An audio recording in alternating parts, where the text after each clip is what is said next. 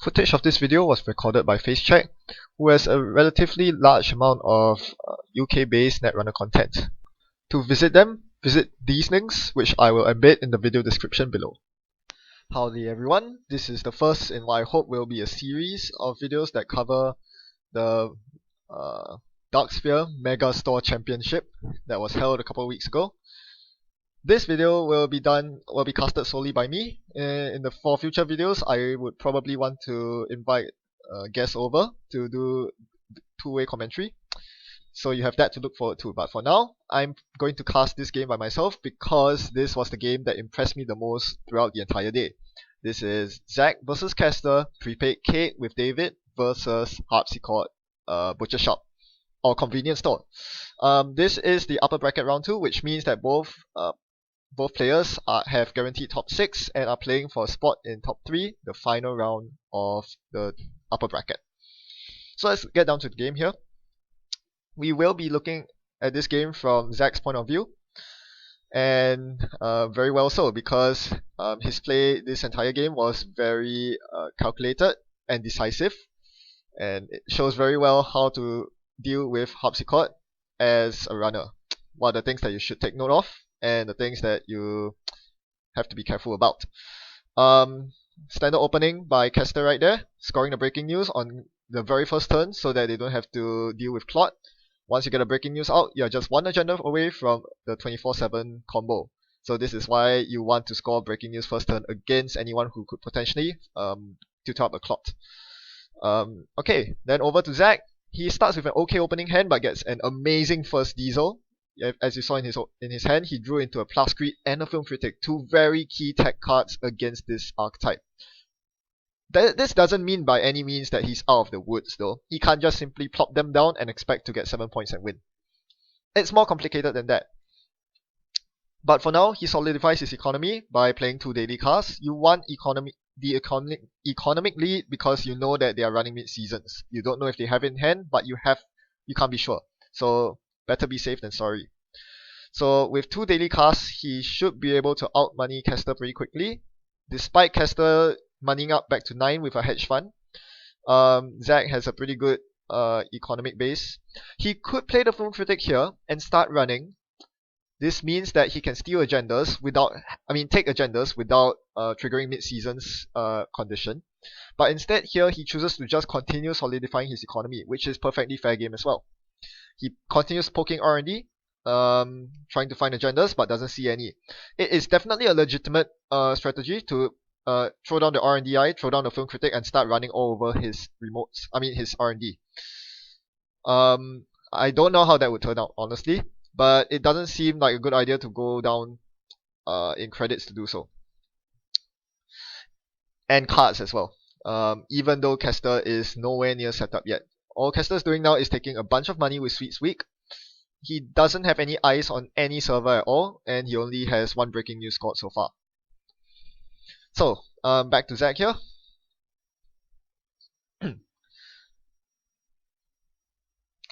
He starts by drawing up. Drawing up is pretty important. You always want to make sure you have a sufficient number of cards in hand. You don't want to get hit by a surprise mid-season into Scorched. That will end your game prematurely.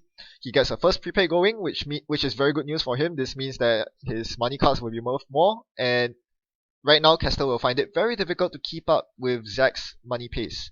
So now Kester is doing the next best thing he can do, which is to score out behind a remote. Now, a single advance card can be one of three things at this point of the game, really. Zach at this point has to consider the possibility of 3 cards: Astroscript, Breaking News, and Quantum Predictive Model, if it's hiding behind a Data Raven. The Breaking News is the scariest one because he is now within range of Advanced Scorched or Advanced Traffic Scorched. So this is not a good place for Zach because he doesn't actually have any breakers. He doesn't have an SMC in hand, as you can see. So the next best thing he can do is to play the Film Critic, which negates the Quantum Predictive possibility. If it's a Quantum Predictive and he's tagged, he still can liberate the Quantum Predictive. But nope, it's an Enigma, it's not a QPM that's behind the remote, and his run ends. So Zach could actually theoretically get flatlined here. But it's not breaking news, it's a palooza. So Zach survives that. That was a very hairy moment. He could have easily been in a lot of trouble there. If he had one more click left after hitting the enigma, he would have installed his plascrete, I'm pretty sure. But he gets away with that because it was a palooza. Still, you do not want the corp to score the palooza because this means that they get 2 more points. That's a very valuable 2 points, and here Zach plays the plascrete. He respects the threat of 24/7 into 2 black cards, which is not an acceptable threat. This is why you need plascrete in every deck pre-most wanted. Speaking of which, this was a pre-most wanted tournament. I know this video will probably be very irrelevant by the time it gets published, because everyone's on post-most wanted, and in post-most wanted, you can't play 3 scorched in NBN and 3 traffic accidents with enough influence for astroscript. Butchershop loses a lot of consistency and becomes a much less viable deck, but still, worth looking at how he does this. He plays the R&DI and now goes for the digs that I've been mentioning earlier about. So basically, with Film Critic and R&DI out, you have a very good chance of seeing almost one agenda every single turn, which is exactly what you want. So here he sees a wraparound and a TGTBT, which he has the choice of putting on his Film Critic. So the difference is 2 clicks or 1 click and 2 credits. Which does he want to spend to liberate the TGTBT? He chooses the 2 clicks and also conveniently avoids the mid-seasons. Mid-seasons not that relevant right now because Zach has 25 credits, Kester has 14. Zach's credit pool is above his heap on the right of his mat, top right of his mat, and Kester's credits are on the opposite, on top of his archives as well. Okay, so once Butchershop gets a remote going with some decent ice, in this case Enigma's decent because Zach still hasn't found his code gate breaker yet, you can start playing shell games. Install something behind the ice and the runner is forced to check it. Zach does not have the required tools to check it, so he goes for R&D instead. It's a Gutenberg, so that's fine. He's going to take the tag and see another 2 cards. Gutenberg is absolutely okay in this situation for Zach because he can still steal quantum predictive models due to having Film Critic through the tag. So after getting the very key Astro, he then clears the tag, draws up, makes sure that he has at least 5 cards in hand, or at least 4, so that he won't get comboed down. And then he starts playing an astrolabe. So very standard play there. Kester on the other hand, he has that card in the remote which Zach didn't check and scores the QPM. Alright, so it is quite clear at this point that Kester is going for the agenda point win. Not too surprising considering that he is facing up against a plascrete plus Film Critic, which makes the flat line very, very difficult to accomplish. Meanwhile, Zach continues rampaging on R&D. Kester really needs to find some good ice here and finds a news team, which brings him down 1 point. So now Zach is on 2 to Kester's 4 agenda points. This is unfortunate, but it has to happen for the runner. Although in theory, as long as the runner can drag out to the late game, there's no reason that Zach cannot pull this off as a victory. So the draws continue. Some of you might be wondering why is Zach drawing up. He could be running R&D again to see another fresh card. He could be running HQ to snatch agendas. Those are valid options, but I think at this point he wants to see big multi-access cards like the Maker's Eye he just drew. He wants to see more economy in case he's forced to steal an agenda instead of hosting a Film Critic. He doesn't want to get mid-seasoned. Alright, more remote shell games. Kester's getting a second ice on top of the Enigma. Notice that Zach still doesn't have any icebreakers out, not even an SMC. This is a big problem because Kester can just score agendas for victory. It's very rare that Harpsichord wins on victory points, but it's certainly possible, especially in conjunction with their ability, as long as they are ahead on credits. So Zach still doesn't, having no SMC, goes for the Maker's Eye, next best option. So, another news team brings him down to 1 agenda point. The Astro bumps him back up to 3 agenda points. And of course he steals it directly. There's no need to host it on Film Critic. His credit lead is still good. So Zach is still behind on agenda points despite having found so many agendas simply because of news teams. And as long as you're behind on points versus Harpsichord, you might be in a bit of trouble because they can just score agendas. Yeah, to put 2 naked remotes and you can only steal 1. That's always the problem with Harpsichord. Not so bad here because you have Film Critic, Zach has Film Critic, but it's still a problem. Now, Kester installed a card in the remote last turn, and this turn he advances it a single time. What do you think that card is? It could be a trap. The trap that Harpsichord usually runs is Shattered Remains, but you can rule that out because if it were Shattered Remains, Kester would have advanced it once last turn already. Given that he's advancing it once this turn, it probably is an agenda of some sort. Exactly what, we still can't tell. But knowing that it's an agenda, it would be most prudent for Zach to go for it right here. So he plays Quality Time on click 1 and tries to figure out what he needs to install to get past Enigma and Unrest Ice. He installs a Devid, and then he installs an SMC. Why a Devid? Because the 2 eyes that he's thinking of are Toll Booth and Wraparound, both of which Devid gets past. He has a Lady in hand, but Lady doesn't get through Toll Booth. Sure, he could tutor a Gordian Blade to get through both Toll Booth and Enigma, but that's expensive. And so Zach comes knocking on the remote last click. So that's another key skill to take advantage of as the runner. Hidden information in terms of cards in your grip. Zach did not play any breakers until the last moment where he is forced to. Which lulls the corp into a false sense of security, thinking that they can get away with an agenda behind 2 gear checks when that's not the case. Otherwise, Kester wouldn't be making this play. He wouldn't be placing an agenda and attempting to telegraph it by advancing it nonetheless. So Zach was able to get through the remote due to his Devid Gambit, and he steals a Palooza, which goes on the Film Critic. So Zach, being on 3 points, will receive 5 points next turn once he liberates the Palooza or Film Critic, which is a big problem for Kester because this means that Astro Steal or Palooza Steal would immediately win Zach the game. So Kester cannot have that, so he needs to go for plan B, an emergency plan. This is 24/7 the breaking news. 24/7 to trigger breaking news and slap the tags on Zach. With the tags, he is now able to burn the Film Critic, and that lands Palooza in the heap. Now, Zach has 10 credits, Kester has 9. Without a Film Critic, Zach cannot score, or rather cannot run to steal the Palooza, even though there's no Jackson Howard out, because that puts him in mid-season's range. So this is a problem for Zach. And to make matters more complicated, if you recall, 24/7 does stick the tags on you even after the end of the corp's turn. So Zach actually has 2 tags right now. He has to shake them, which means that he doesn't have the time to get enough money to steal the Palooza. Simple as that. So after playing Diesel, he sees quite a bit of money, daily cast and a lucky find, but he cannot play them all. He cannot use his prepaid money at this point. He needs to shake the 2 tags, which he does dutifully.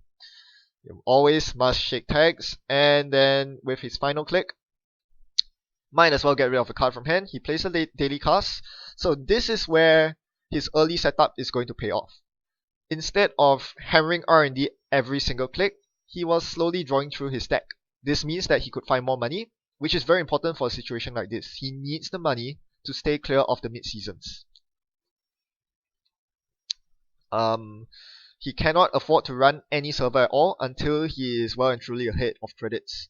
So right now he runs R&D. He has very few credits, but he knows that he has insurance in the form of Lucky Find in his hand, so he's okay with that. He finds a Wraparound. He can easily use the 2 remaining Devid tokens to get through R&D, but he bounces off, I believe, because he wants to save the Devid tokens for more impactful runs, which is a perfectly legitimate thing to do. Then he draws for more options before playing the Lucky Find to get him to a decent credit level where he can actually start challenging agendas. So we have a very nail-biting board state now. With one of Zach's line of defenses gone in the Film Critic, he is now 1 plascrete away from death, from flatlining. And now Kester abuses the fear of Shattered Remains by installing and single advancing the card in the remote. What do you do as the runner? It's kind of like Jinteki Shell games all over again. Without exposed effects, it's all down to psychology and luck. So he goes for the sure thing, he goes for the legwork, sees a bunch of kill pieces. Scorched Earth, mid-seasons, well, at least he knows mid-seasons is live, and probably another Scorched Earth there. Nothing much else. I think that legwork was pretty decently timed, in the sense that Kester hasn't been seen using Jackson Howard for what seems like eternity by now. So it must be that he has drawn a bunch of agendas, most of which have already been either scored or stolen, but it's very likely that he still has a couple more in hand, given that he has a hand size of 5, and given that he's holding a couple of kill pieces, there might be 1 or 2 agendas lying in there, but Zach didn't hit any, and so he goes for the diesel. It's always very important to maintain 5 cards in hand. This gives you a lot of options when your turn begins, because if you drop down because when you use cards from your hand, like playing Maker's Eye, Dirty Laundry, like Zach does right here, you lose cards from your hand, and once you go below the magic number of 4, you are in a lot of trouble, even with a single plascrete. So he Dirty Laundry's archives to fetch his Palooza, and has now 20 credits. Way more than enough against Kester's mid-season, so this was why he was able to confidently do so. The 2 prepaid voice pairs that he has installed over the course of the game have paid off tremendously. And with his last click of drawing, he draws into his lucky find, so he should be set on money for the rest of the game. So all he needs to do now is to close out the game. Easier said than done, of course. He's still only on 5 agenda points. And it's about to get harder. Kester scores a breaking news, triggering it. That's 2 tags on Zach. He gets scorched. Looking at his hand, he has quite a few very valuable cards in his hand. A lucky find, a quality time, etc. But well, he has to give them up. He doesn't have a choice. He needs to force the Scorched Earths out of Kester's hand. So, because if he uses a plascrete now, Kester will simply wait till next turn and 24/7 Scorch Traffic Accident him without the protection of plascrete. So he's forced to give up 4 cards here, and he loses his money in Lucky Find, he loses his levy, he loses his quality time, the draw card. All he has is an R&DI, which isn't very useful considering he already has 1 out. So, on his next turn, he's forced to draw up. Also, Kester played Scorched Earth on click 3, so now the plascrete is gone. So now, Zach is teetering on the edge of disaster. If Kester has a 3rd Scorched Earth and a traffic accident in his hand right now, Zach loses. But that's not the case, so we can rule out Kester having a Scorched Earth and 24/7 in hand. He only has either one of those or none at all. And now he goes for the remote again, installing a card in the remote. So what can this threat represent? It's not a Shattered Remains, plascrete is gone. It could be an agenda. It could be the 3rd copy of News Team, we haven't seen the 3rd copy yet. It's not Quantum Predictive because there's no Raven on the remote. So if you think about it logically, as Zach, you will realize that there's nothing to fear at all. So you absolutely run the remote because it costs very little, only 2 credits, you have more than enough money. Kester is very poor now, and he sees a Sand Grid, so that's what's in the remote. Does he go to trash it? He has 15 to Kester's 4 credits, so he does trash it. It's an okay decision. I can see it working both ways. On one hand, it's good because now he doesn't need to threaten Clot by having to install a clone chip or an SMC. Then he goes for R&D since he hasn't stolen an agenda on the turn, and finds the last News Team, bringing him back down to 4 agenda points. And then he sees a Jackson Howard, which he trashes here, dutifully. He needs to trash the Jackson here because the Jackson could draw Kester into the kill combo. Remember, Zach is dead if Kester finds 24/7 Scorched Earth to go with the traffic accident that is in his hand. This is something you have to be very conscious about. So by this point, you're probably blown away by Kester's mastery of the Harpsichord Butchershop deck. It takes some skill to pilot. It's not a brainless deck. Using that 24/7 to trigger breaking news to kill the film critic lost Zach a lot of tempo and is keeping him on his toes, not to mention that play of double scorching through the single advanced breaking news. That was a very fine opportunity that Kester abused, forcing Zach out of his comfort zone altogether, losing his plascrete and now leaving him very vulnerable should Kester draw his combo pieces. What can Zach do here? Zack double draws and finds a Maker's Eye. Is this the time to go for the Maker's Eye? It's a bit risky. Kester has a lot of credits. 9 credits? 9 credits on Zack as well. Trashing that Sansan might have been a bad choice. Well, he's going for the Maker's Eye still. And he's going to see 4 cards off of it. Quantum Predictive, which he steals. This... Whoa, an Astral Script on 15 minutes. That's where all the agendas are. And the last card is a Jackson. This game is going to end one way or another very, very soon. And with his last click, he installs a Utopia shard because he is worried about mid-seasons. And more importantly, he immediately pops it as soon as Kester draws his Astral Script, hoping to snipe it from archives. Oh, the plays, the plays. This is going to get really interesting. How many agenda points? Zack is on 5. Kester is on 4. So, what will Kester do here? Click 1. He draws into his 15 minutes. He sees the 15 minutes. He knows that Zack knows that he drew into them. What kind of mind games will Kester play this time? Does he install the 15 minutes? Does he go for the score? Did his Astral Script get milled into the bin? Those are very big questions. He could attempt a mid-seasons, but I don't think he will, given that he's on very few credits. They are both probably resigned to racing each other to 7 agenda points, and you see here, Kester goes for the double install. Without Film Critic on the board, Zack cannot steal both, and things are made worse when Zack finds a Profiteering of all agendas in archives. This means that the Astro and the 15 minutes are somewhere. And Zack cannot steal the Astro. Zack cannot steal the Astro, which means that Kester's about to score it. So now they are both on 6 points. Next to find the final agenda wins the game. Is it in a remote or is it in his hand? Zack has to take a risk. I mean, Zack could lose here if the 15 minutes is in his hand and Kester was baiting it out. Kester could still fast advance the 15 minutes next turn to win. What would you do in this situation? Well, I'll hand you over to Zack and Kester, and we'll find out from them. We're going to do another thing where the person who picks up the agenda. I know what you got. Clearly the best net one up there. You got 15 minutes somewhere. It's somewhere, so I'm just going to go for it 4 times. I think that's the only thing to do. I'm going to run HP. I'll do it with dice. I'm just on the next round. You mind if I look at the dice? Okay. I don't mind. I don't mind so much. Ooh! Oh. Congratulations, you're the second runner to win today. This is what's called the nuts. Get a marginal starting hand, diesel, and get film critic plascrete. Oh. If you hadn't put that plascrete down, I had to kill him next turn. Yeah, you had a lot of green.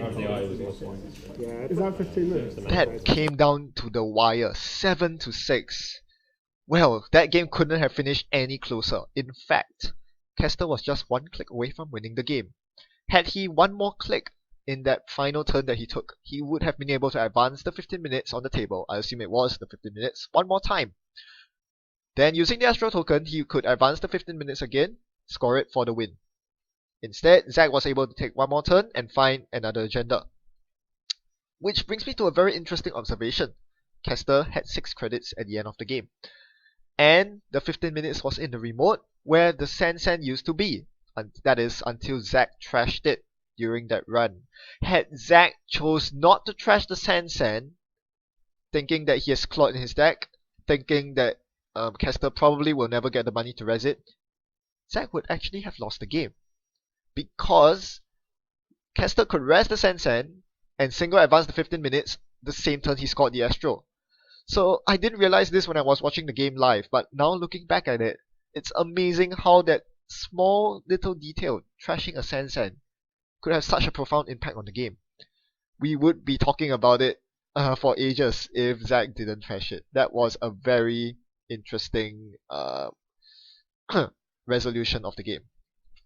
So to sum up, very good play by both sides. I was thoroughly impressed by both sides, but since we got to look at how Zack played, let's see what we learned. Firstly, you want to downplay your potential. You want to lull the court into a false sense of security and force them and make them make greedy plays which you can capitalize on. Him holding back his breakers allowed him to get 2 agenda points, which he probably wouldn't have gotten otherwise in that Palooza. The plascrete also means that he wasn't vulnerable to Shattered Remains until the moment where he was forced to play it. And indeed, had he not played it the moment the 24/7 threat went live, Kester said that he had the kill in hand.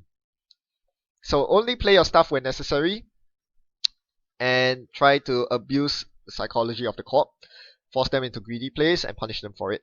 Because really, it's very hard to win consistently against Butchershop. You also want, if you want to win consistently, you cannot play the corpse game, the shell game, because there are just too many random factors. What if it's a QPM behind a Raven? You're doing the work for them. What if it's a Shattered Remains instead of a Palooza? Changes everything. So instead of playing that game, if you can instead focus on R&D multi-access, as Zach did this game, that early R&D interface did a lot of work in securing him the agendas he needed. I suppose he was seeing fewer agendas than expected. That was a very hard game where he had to climb past 3 news teams, but in the end it paid off. And with his Devid, he was able to easily get through Gutenberg, which meant that quantum predictives were not an issue on R&D, despite him not having film critic for the latter half of the game. So all in all, a very strong showing by both players, and that clearly exhibits why they were both deserving of top 8 in the Mega Store Championship. I hope to bring you more of these coverage videos in the future. For now, thanks for watching, happy net running, goodbye.